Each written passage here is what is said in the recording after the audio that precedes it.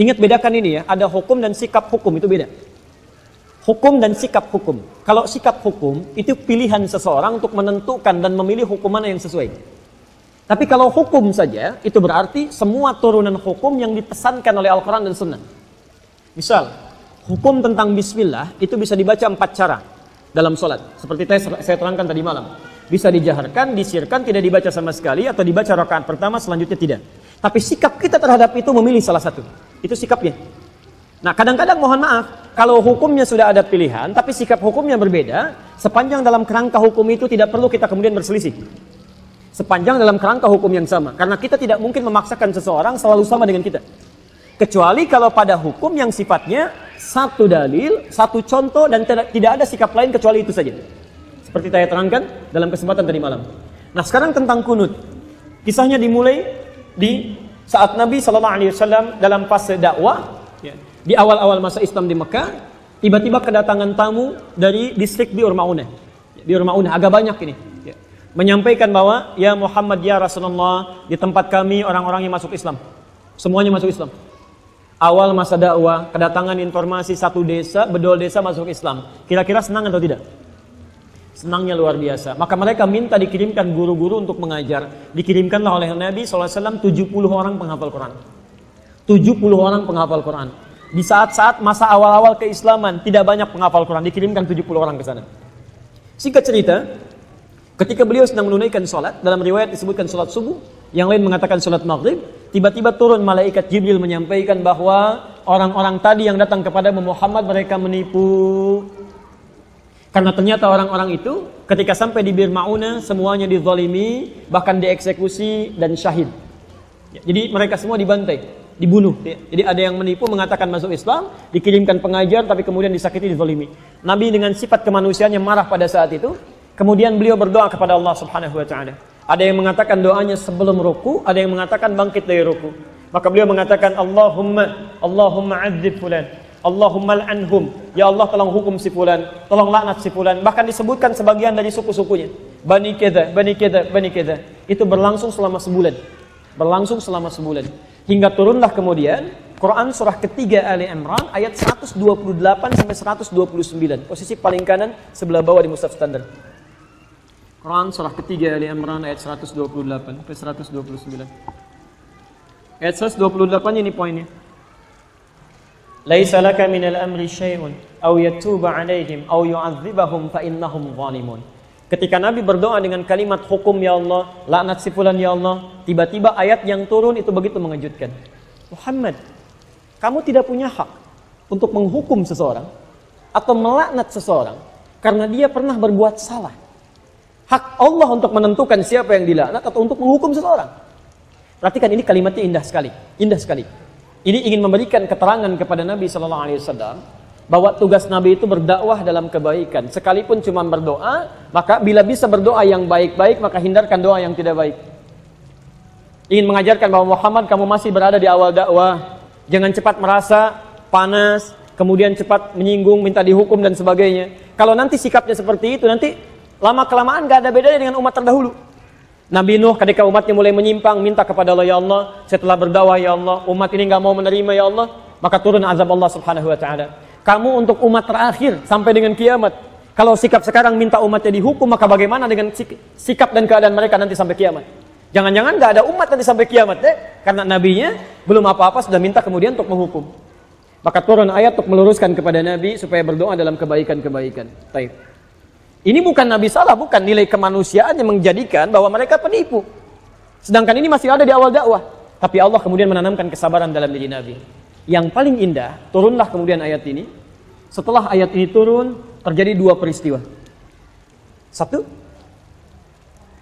Nabi tidak membacakan lagi doa tadi. Ya Allah, tolong laknat si fulan, ya Allah hukum si fulan.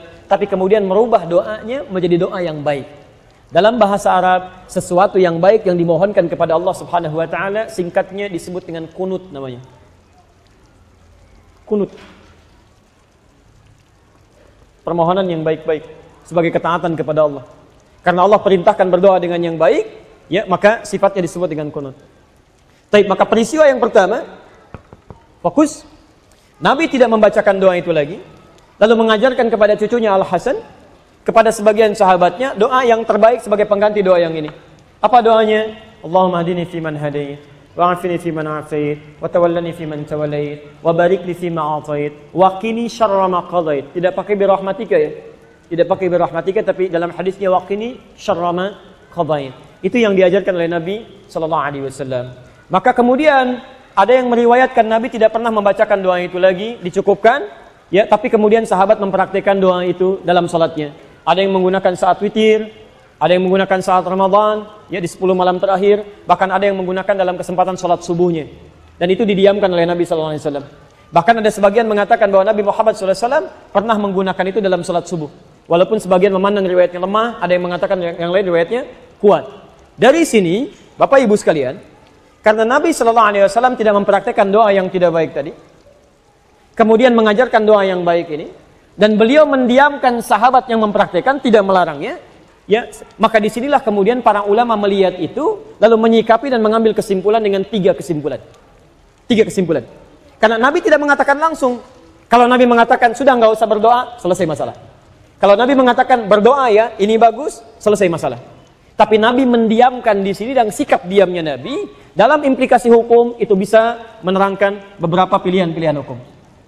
Maka Imam Abu Hanifah mengatakan, karena Nabi sebelumnya tidak baca doa, dan setelah itu pun beliau tidak baca doa lagi, setelah turun ayat tadi, maka beliau menyimpulkan tidak ada doa kunut itu. Makanya saat subuh tidak perlu membaca doa kunut. Selesai. Imam Abu Hanifah.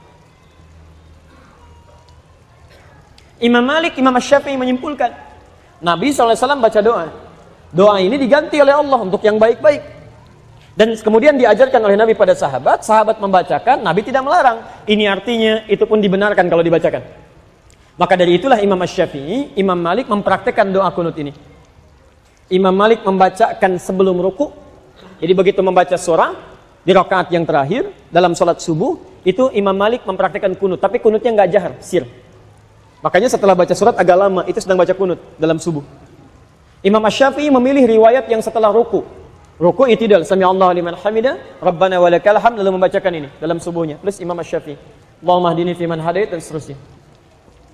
Imam Ahmad bin Hanbal mengambil jalan tengah. Ini Nabi sebelumnya nggak berdoa. Ada peristiwa besar terjadi yang membutuhkan doa, kemudian Nabi berdoa dengan itu. Setelah itu Nabi tidak berdoa lagi.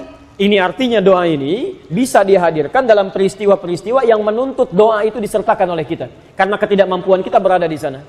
Peristiwa dahsyat besar yang meminta kita atau menuntut kita menghadirkan doa, itu dalam bahasa Arab disebut dengan nazilah. Nazilah. Maka dikenal dengan istilah kunut nazilah. Doa kunut yang dibacakan ketika terjadi peristiwa genting yang membutuhkan doa.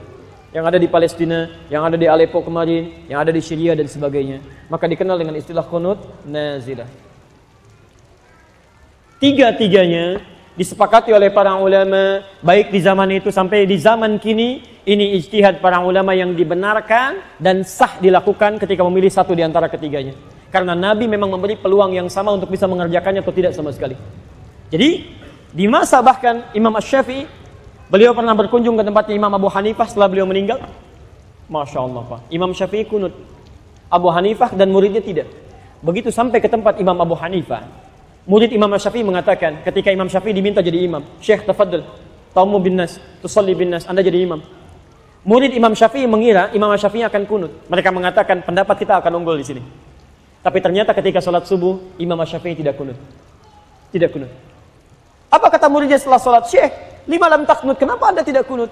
Kata beliau, saya menghormati pendapatnya Imam Abu Hanifah yang berlaku di tempat ini. Masya Allah. Imam Syafi'i kunut, tapi ketika berkunjung di tempat yang tidak kunut, beliau tidak mempraktikkan kunut. Imam Ahmad bin Hanbal juga, Masya Allah, beliau kunutnya nazilah, tapi ketika beliau berada di tempat Imam Syafi'i, beliau kunutnya kunut seperti biasa, bukan nazilah lagi.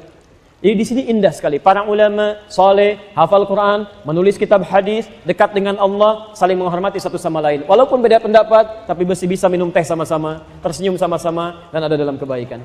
Antum bukan imam besar, jadi makmum juga jarang, hafal Quran juga tidak, hadis belum dituliskan, Masya Allah. Kenapa masalah ini jadi pada ribut? Yang kunut benar, yang tidak kunut benar, yang salah, yang tidak sholat subuh.